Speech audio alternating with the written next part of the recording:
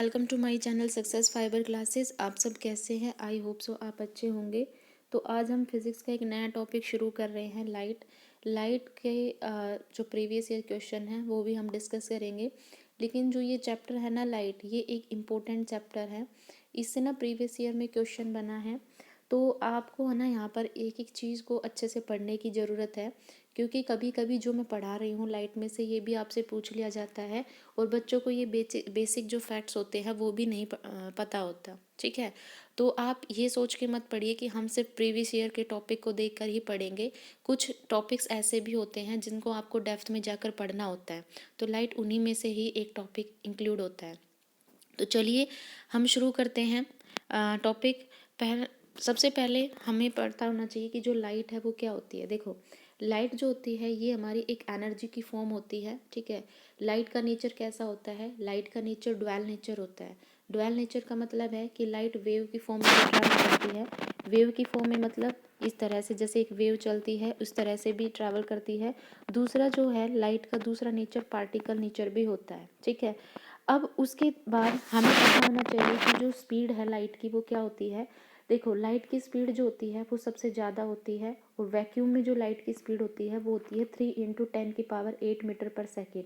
ये आपको याद रखनी है, क्योंकि जब भी क्वेश्चन इसमें से पूछा जाता है तो आपको यहाँ पे लाइट की वेलोसिटी गिवन नहीं होती। अगर आपको यहाँ पर लाइट की वेलोसिटी पता है तो ही आप न्यूमेरिकल को सोल्व कर पाओगे, अदरवाइज आप न्यूमेरिकल सोल्व नहीं कर पाओगे। तो आपको ये जो वैल्यू है आपको याद रखनी है। उसके बाद नेक्स्ट जो टॉपिक आता है यहाँ पे लाइट का, वो आता है सोर्सेज ऑफ लाइट। कि लाइट है उसके कितने सोर्सेज हैं। देखो भाई, लाइट के दो सोर्स है, एक लुमिनियस ऑब्जेक्ट होता है और दूसरे होते हैं नॉन लुमिनियस। लुमिनियस कौन होते हैं? जो अपनी लाइट इमिट करते हैं, है ना, जो लाइट को इमिट करते हैं वो लुमिनियस ऑब्जेक्ट होते हैं। जैसे अब लुमिनियस में भी हमारे दो टाइप के होते हैं, एक होता है नेचुरल और दूसरे होते हैं आर्टिफिशियल। नेचुरल में कौन आ जाएंगे? जैसे सन लाइट इमिट करता है, स्टार भी लाइट इमिट करते हैं। और अगर हम मैन मेड की बात करें यानी सिंथेटिक की बात करें, तो जितने भी हमारे लैंप है, इलेक्ट्रिक लैंप हो गए, बल्ब हो गए, ऑयल लैंप हो गए, तो ये सब भी हमारे क्या करते हैं? लाइट को इमिट करने का काम करते हैं। तो ये लुमिनियस ऑब्जेक्ट के अंदर काउंट होते हैं। दूसरा होता है हमारा lawn luminous object. Lawn luminous object कौन होते हैं? जो अपनी लाइट इमिट नहीं करते। ठीक है, जिनकी अपनी खुद की लाइट नहीं होती, जो लाइट इमिट नहीं करते। इसमें कौन आ जाएंगे? जैसे table, chair, pen, paper, pencil, ठीक है, क्लोथ्स। तो ये सारे हमारे क्या होते हैं? नॉन लुमिनियस होते हैं, क्योंकि ये लाइट इमिट नहीं करते। ठीक है, उसके बाद फिर इस लाइट के अंदर जो हम बार बार एक वर्ड इस्तेमाल करेंगे वो इस्तेमाल करेंगे इमेज, है ना। कॉनकेव में रियल इमेज बनती है और कॉन्वेक्स में क्या होगा? वर्चुअल इमेज बनेगी। ठीक है, तो ये चीज़ें आपको पता होना चाहिए कि आखिर में रियल इमेज क्या होती है और वर्चुअल इमेज है वो क्या होती है। देखो, यहाँ पे ना इमेज हमारी दो टाइप की होती है, एक होती है रियल इमेज और दूसरी होती है वर्चुअल इमेज। ठीक है, आप इनको कैसे समझोगे? देखो, सबसे पहले हम यहाँ पे बात करते हैं वर्चुअल इमेज की। वर्चुअल इमेज क्या होती है? देखो, वर्चुअल इमेज होती है जो मतलब वर्चुअली मीट होती है ना, मतलब जो हमें स्क्रीन पर नहीं मिलती, है ना। जैसे मानो आप ड्रेसिंग के सामने खड़े हो, मान लो ये एक ड्रेसिंग है, ठीक है, और ये आप खड़े हो गए, ठीक है। तो आप जब शीशे के अंदर देखते हो तो आपको हूबहू अपनी जैसी इमेज है इसमें दिखाई देती है, लेकिन आपको उस टाइम दिखाई देता है कि ये, जैसे आपको ऐसा लगता है कि मेरे जैसा इंसान है वो मिरर के पीछे पकड़ा है, लेकिन एक्चुअल में मिरर के पीछे कोई होता नहीं है। ठीक है, अब आपको उस मिरर के अंदर आपको अपनी इमेज कैसे दिखाई दी? भाई, यहाँ पे मान लो आप रूम में खड़े हो और यहाँ पे आपका इलेक्ट्रिसिटी बल्ब लगा हुआ है।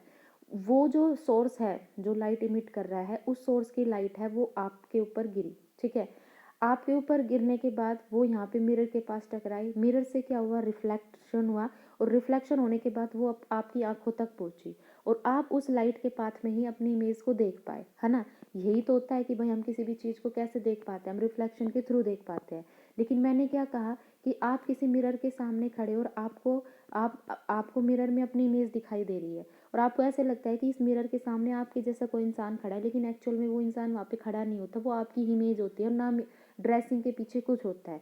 तो ये जो हमारी इमेज होती है, ये कैसी इमेज होती है? हमारी वर्चुअल इमेज होती है, जो हमें स्क्रीन पर नहीं मिल रही। हमें ऐसा लगता है कि लाइट है वो इसके अंदर से गुजरी होगी, है ना, और उस लाइट को रिफ्लेक्ट होने के बाद वो हमें दिखाई दे रही होगी, लेकिन ये हमारी कैसी इमेज होती है? Virtual image. ठीक है, वर्चुअल इमेज कौन कौन फॉर्म करता है? देखो, प्लेन मिरर कौन होते हैं? जितने भी हम शीशों में हम चेहरे देखते हैं, है ना, तो उन सब में प्लेन मिरर होता है। Concave mirror, convex lens, concave lens, ये सारे हमारी वर्चुअल इमेज फॉर्म करते हैं। अब दूसरी खास बात क्या होती है वर्चुअल इमेज में? जो ऑब्जेक्ट है, जैसे हम शीशे में देख रहे हैं, ठीक है, तो हमें जो साइज दिखेगा वो तो या तो हमें हमारे जो एक्चुअल साइज है उससे छोटा दिखेगा या बड़ा दिखेगा, हमें बराबर कभी भी नहीं दिखता, ठीक है। तो ये होती है हमारी वर्चुअल इमेज, ठीक है। तो जितने भी ड्रेसिंग्स हो गए, इन सब में हमारी कौन सी इमेज होती है? वर्चुअल इमेज होती है। दूसरा यहाँ पे आती है रियल इमेज। रियल इमेज क्या होती है? देखो, रियल इमेज क्या होती है कि कोई भी एक पॉइंट सोर्स है, उससे लाइट आ रही है। पॉइंट सोर्स जैसे कोई बल्ब वगैरह है जो लाइट इमिट कर रहा है, कोई भी पॉइंट सोर्स है उससे लाइट आ रही है, वो क्या होती है? एक्चुअली मीट होती है आफ्टर रिफ्लेक्शन और रिफ्रैक्शन। मतलब जब भी रिफ्लेक्शन या रिफ्रैक्शन होगा तो वो क्या होगा? उस पॉइंट पर एक्चुअली मीट होगी। ये हमें कैसे मिलती है? स्क्रीन पर मिलती है। और इसमें जो साइज आता है ऑब्जेक्ट का वो बिगर भी हो सकता है, स्मॉलर भी हो सकता है और इक्वल भी हो सकता है ना।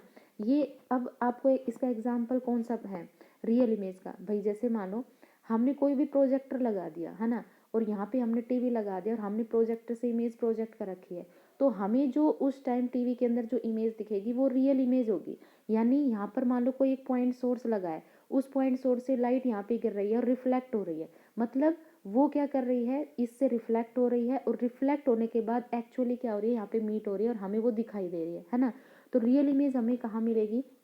रियल इमेज हमें मिलती है जैसे टीवी वगैरह में जो आते हैं ना, है ना, तो ये सारी हमारी रियल इमेज होती है। और रियल इमेज कैसी होती है? ये इन्वर्ट होती है ना, मतलब उल्टी होती है। जबकि वर्चुअल इमेज हमेशा हमें कैसी मिलती है? इरेक्ट होती है। जैसे आप शीशे में खड़े होकर अपना चेहरा देखते हो, तो क्या आपको ऐसा लगता है कि आप शीशे में देख रहे हो और आपको अपनी इमेज उल्टी दिखाई दे रही है? नहीं ना, जैसे आप जिस पोजीशन में खड़े हो आपको वहीं वैसी ही पोजीशन में दिखाई देती है।